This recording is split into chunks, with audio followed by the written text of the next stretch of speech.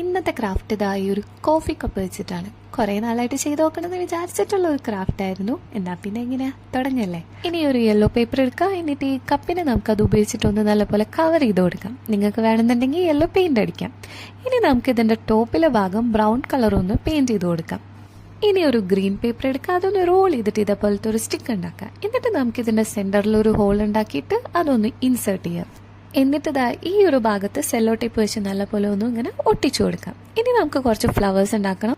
അപ്പോൾ ഒരു പേപ്പർ എടുക്കുക, വരയ്ക്കുക, കട്ട് ചെയ്യുക, ഒട്ടിക്കുക. ഒരു 5-6 ഉണ്ടാക്കാന്നാണ് ഞാൻ വിചാരിച്ചത്. പക്ഷെ ഒരു 3 ഞാൻ ഒതുക്കിയിട്ടുണ്ട്.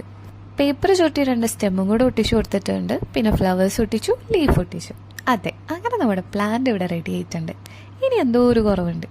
ഈ ഒരു കോട്ടും കൂടെ അവിടെ ഇരുന്നോട്ടെ. സംഭവം ഒരു ഡെസ്ക് ഡെക്കറായിട്ടോ അല്ലെങ്കിൽ ഒരു ഓർഗനൈസർ ആയിട്ടോ നിങ്ങൾക്ക് യൂസ് ചെയ്യാം. അപ്പോൾ വീഡിയോ ഇഷ്ടമായാൽ ലൈക്ക് ചെയ്യുക, സബ്സ്ക്രൈബ് ചെയ്യുക, കമൻറ്റ് ചെയ്യുക.